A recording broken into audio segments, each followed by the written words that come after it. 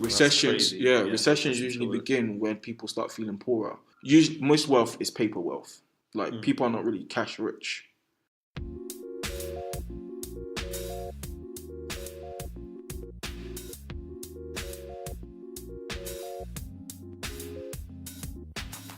Like, everything is kind of based on sentiment also. So if your wealth is disappearing and you feel poor, it's all about feeling. If I give you a house now that's worth $500,000, you feel rich. You feel like you want to go spend money. You want to live a better, a bit more of an affluent lifestyle. Yeah. If now that house becomes $100,000 overnight, let's just assume, you'll start feeling poor. Welcome to this episode of the Econometry Podcast, guys. As usual, I'm your host, Amir.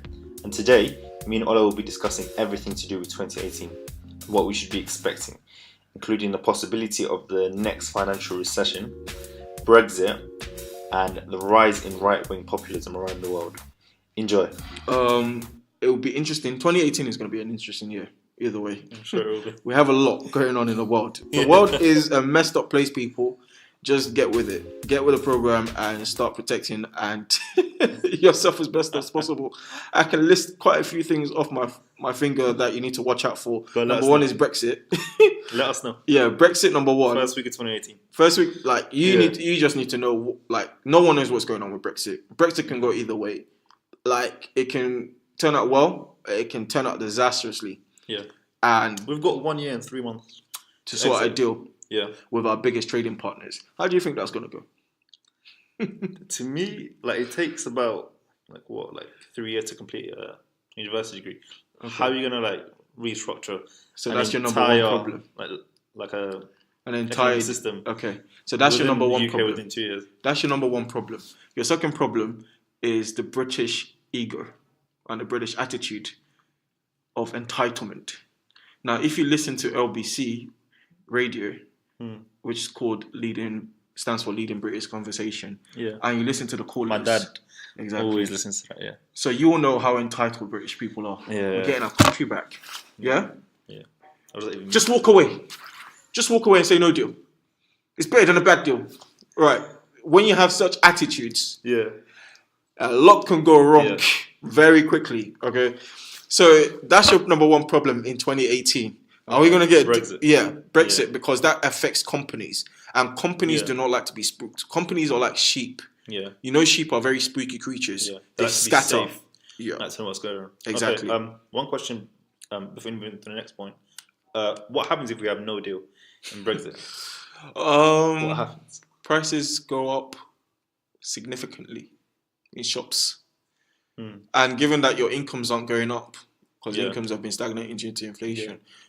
Boy, things can become very difficult very quickly. So I'm guessing trading partners. Yeah. If we want to trade something from France without a deal with the EU, we're gonna have to do a deal with every single country, and that's gonna take. No, because as long as France is in the EU, they negotiate as one body. Yeah, but if we have a deal with the EU, I'm saying if we don't have a deal with the EU, you revert to WTO rules, which basically sets the standard of trade globally. Okay, that's the World Trade Organization. Yeah, can you tell us more about that? So that essentially it has certain rules, like whatever you do with one country, you have to do with another. Okay. So you can't basically give a favorable deal to one country over another.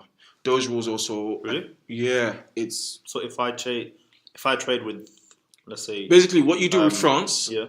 France has to do with somebody. Yeah. So if I trade with France, I have to do the same with China. Yeah. Is that the same with the EU?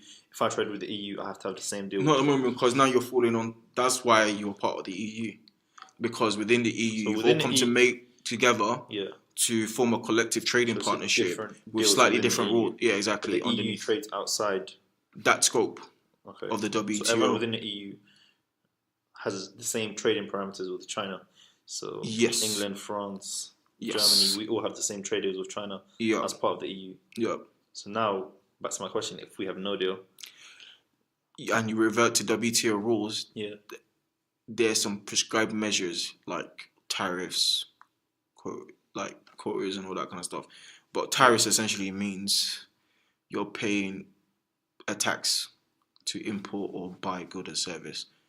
Now imagine, so currently you enjoy tariff-free trade with EU, which is why things are kind of relatively cheaper. Yeah. Yeah. I'll put that in. Yeah. So when we bring in things from France, you're bringing it out without tariffs. Yeah. As soon as you leave without a deal, they have to apply tariffs.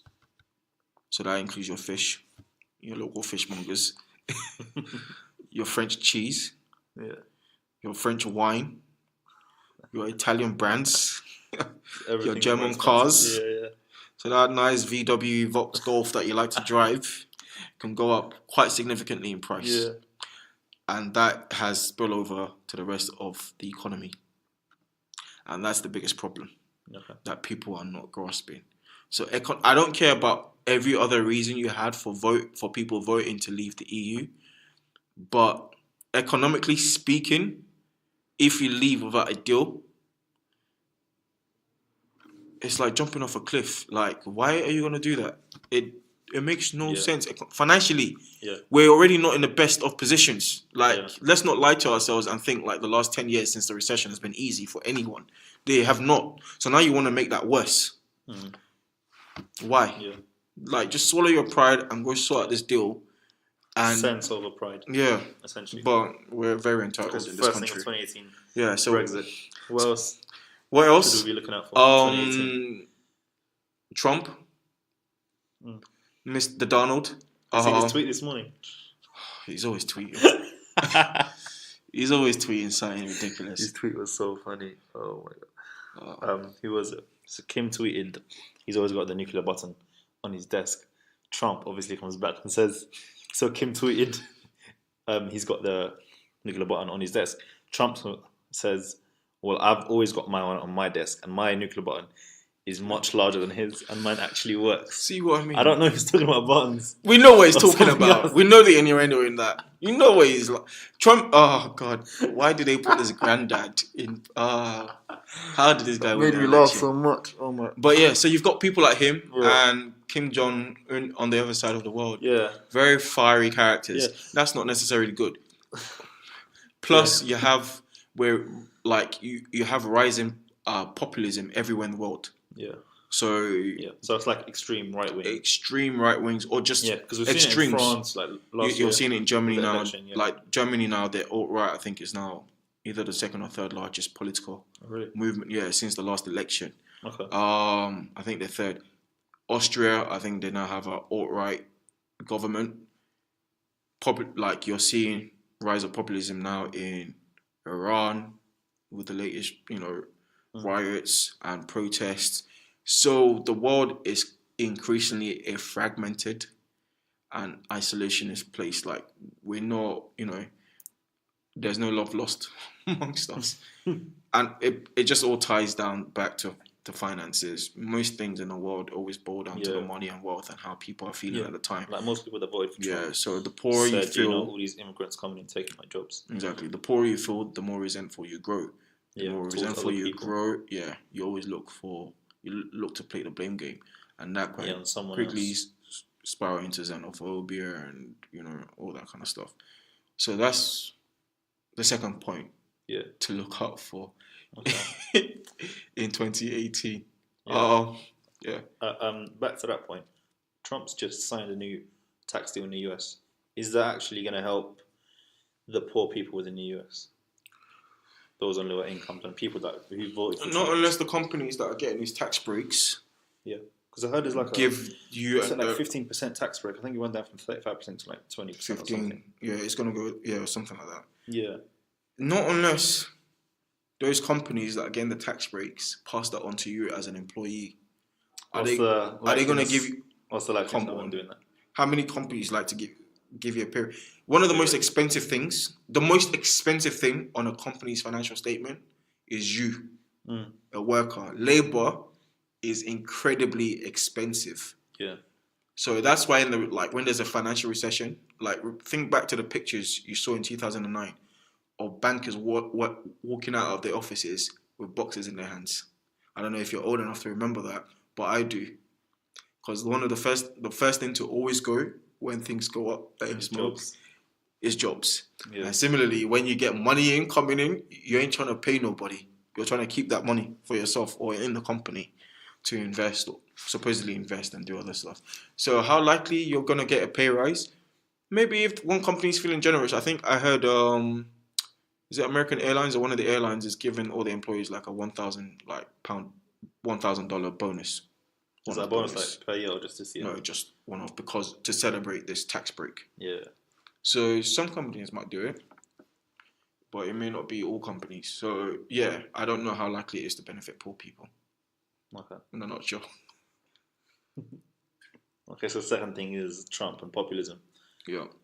What else should we be looking at for in 2018? China. Yeah. Just the state of the economy. Is that going back to the housing crisis? Going back to the housing crisis and a couple of other things. Like, since the financial recession, governments around the world pursued a policy of what is known as quantitative easing. Okay. This is essentially when the money arm of governments prints money and pumps it into the economy through the banking and financial system. Yeah. China was responsible for about half of all QE in the world, quantitative easing. Okay. To, I think, the tune of about 40 trillion. Wow. I believe. So they pumped in 40 trillion into the economy. Yeah. Just out of nowhere. Out of thin air. Hey, that's the great paradox of how money is made.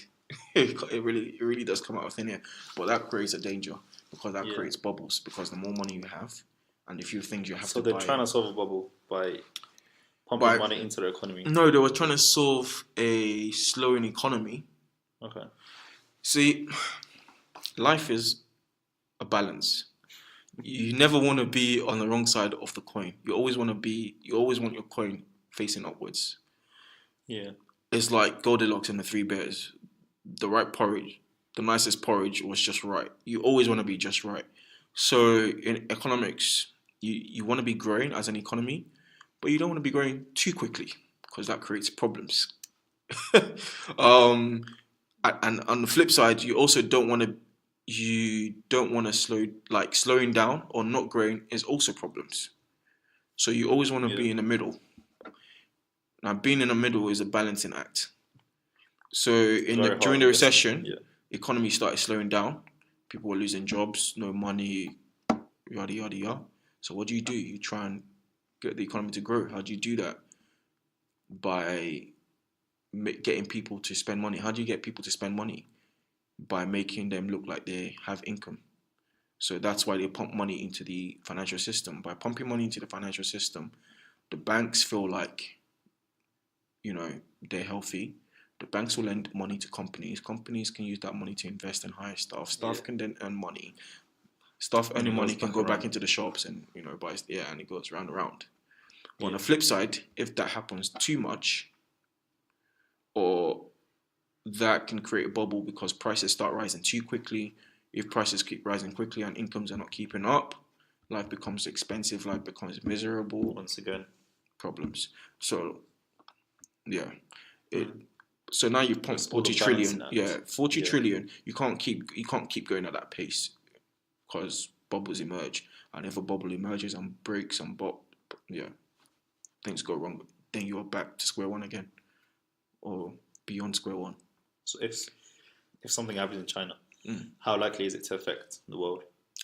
China is the world's second largest economy. Okay. So be prepared. Pack your bags. So China is another one.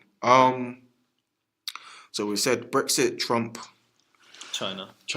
Yeah. What else can I give you? Can I ask one? Are we expecting another recession? Because I've heard of the theories recessions always happen they're cyclical. So the next one is due after 10 years after the last one. So we're expecting one anytime soon. If I'm being brutally honest, I was expecting one since last year. Okay. I actually traded. Would it be as bad as the one in 09, 08? We're probably more prepared for it, I would say. In the sense that I feel like the world woke up to the need to regulate banks and the banking industry to avoid what happened in America. Yeah. However, with Trump coming in and he's looking to reverse some of those things that have been put in place, Who knows? Yeah. But yeah, in economics, we call it business cycles or economic cycles. And that typically happens every sort of 7-8 years. So we're kind of due one. we're kind of it's like flu season. It comes every winter. You know it's coming. Like every January. Yeah, so that's recession. Yeah, recession. So usually you have recessions every 7-8 years, and then every 70-75 years you have basically like almost like a super recession, which is what happened in 2008, 2009. And then before that, it was the 1930s. With the Great Depression, which was disastrous. As well. Yeah. Okay. So. Okay. It sounds like a cruel cycle of nature. Like there's a small one every 10 years, but every 70 years, like the whole earth gets wiped out and it starts again. Because we don't learn. Humans have short memories. Yeah. That's the problem. Like, we don't learn from past mistakes. Yeah. So it happens 10 years ago. Then the next one we're more prepared for it. The next one we're prepared as well. But then after 70 years or so, we just... and we're living in perfect systems. So everything we've done on Earth are man-made. Yeah. Like, in terms of the systems we create, they're man-made. And by virtue that they're man-made, they're fallible. So capitalism is not a perfect system. Because it brings out the worst in human nature, greed, which can create problems itself. Yeah, definitely. But on the flip side, communism is not really is not the solution either. Yeah. So that's inherently. But surely, like economists have sat down and like worked out, like not a perfect way, but the most doable, like the most reliable way. No, because economists are not in agreement. When have human beings ever been in agreement about surely, anything? like people say, economics is a science. Social science. Let's caveat that. It's not perfect. So, and then before why do you look up to these people? I don't know either. I mean, I studied economics, and it wasn't until I did my master's that I understand just the level of nonsense that goes in. Because we, like a normal, like everyday person, if you don't study economics, or if you're not like an economist, like in general, when we hear the news, we're listening to economists, political economists, that are telling us about foreign affairs, Brexit, various random things, and like they become like the most popular form of like media for us to watch. You know, like being an economist is like sexy because you know about everything, going from politics to football. Like, why do we trust these people if they don't really their profession is just, man-made essentially? It's not like physics, because where everything's set. Laws of physics are set. We like to... I think it's number 4 of 2018. Watch out for economists. How do I phrase this? I don't know. Human beings have a way of exalting human beings and, placing them on pedestals, even though at the end of the day, they're just a human. Like, economists do serve a role. They can, through, models and, understanding of how things work, predict certain incidences. But because of the fact that it is a social science and you are looking at, also exploring like the psychological, the emotional aspects, which is, you can't really quantify that. That's where you can then get different schools of thoughts as well. And that's like, me and you are not always going to agree, are we? So if we started discussing Arsenal and the future of Arsenal, are we going to start with that? Are we going to agree? So probably not. So that's the same thing. It's not a universal, like, it's hard to have a universal agreement. There'll be people on both sides of the divide, and that's the issue. So I have my opinions on where things are going and how things should be solved. But somebody else may not agree with my opinion, and at the end of the day, that's it. So that's life essentially. That's life essentially. Yeah. So that's Okay. And so what else should we be looking at for in 2018? Can I say Brexit again? No, absolutely. Brexit is no, it's not. It's just going. No, it's. I'm hoping for the best with the Brexit negotiations.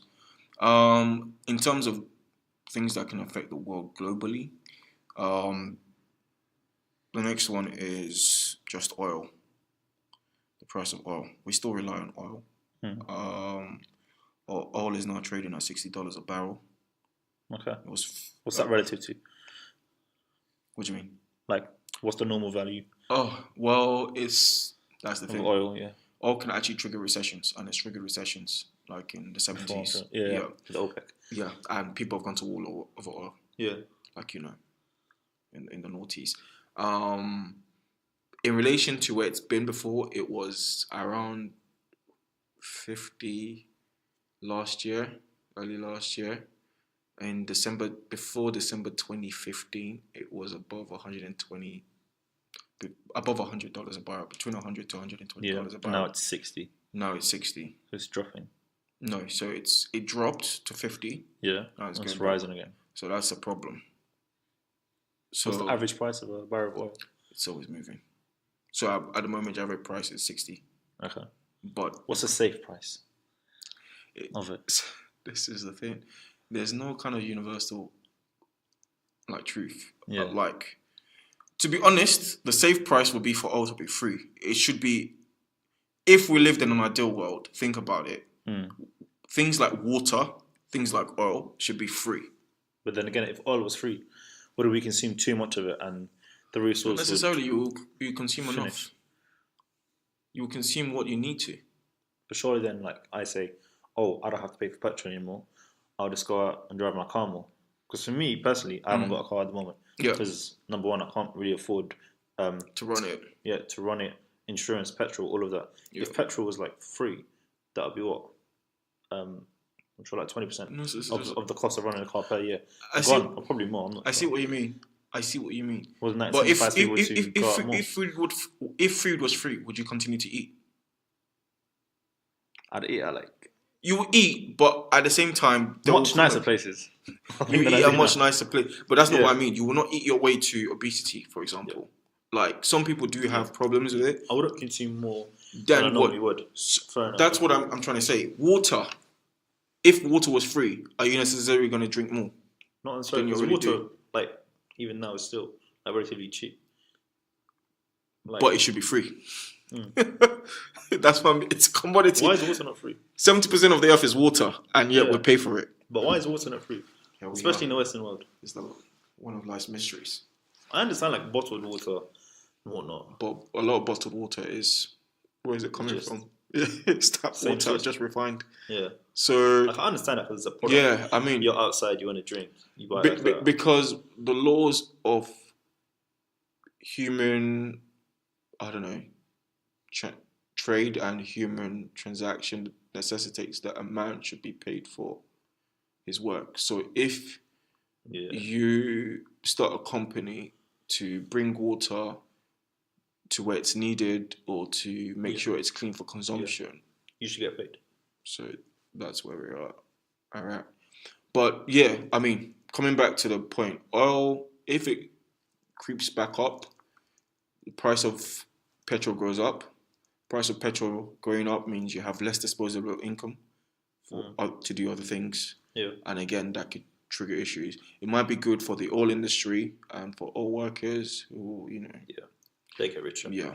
So the price of oil, you don't want it to be too high for consumers, but at the same time, you don't want to be too low for the producers. So again, it's this whole thing about balance.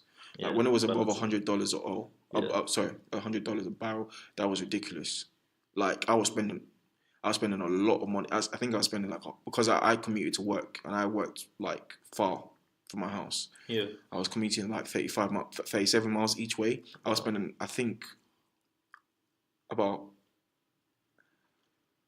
definitely around £100, £150, I think, each month in petrol. I think, if not more, I believe. Yeah. Wow. It was a lot.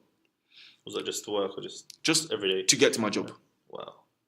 Not even going other places. Home to office. Yeah. I'm back. I was spending a lot of money. So that's what I mean. That can make life a lot more difficult.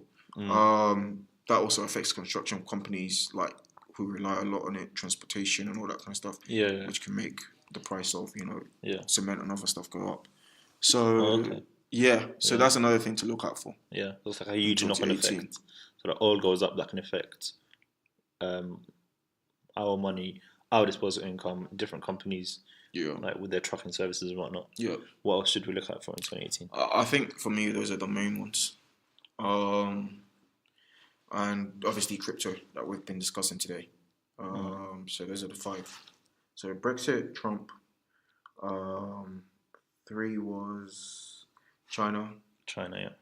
4 was oil, and 5 is crypto.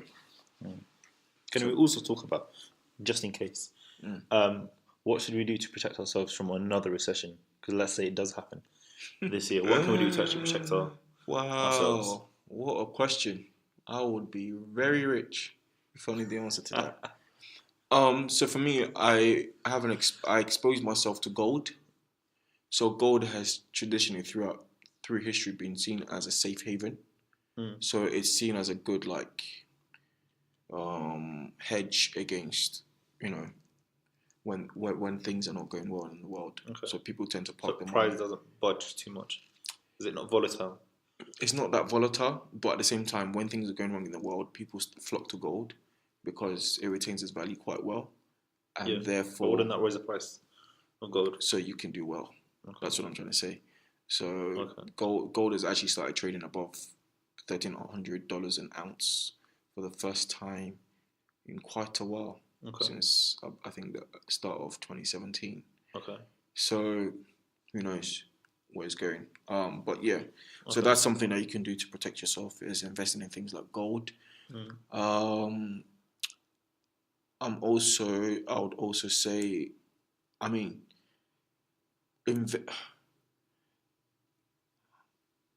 some of the way I trade or I invest is a bit different. Like I base stuff on economic activity and also where I believe the direction of the world is going. So what I mean by that is, for example, I know Russia is hosting the World Cup this year. I know in the short term it's going to boost aspects of the economy like hospitality,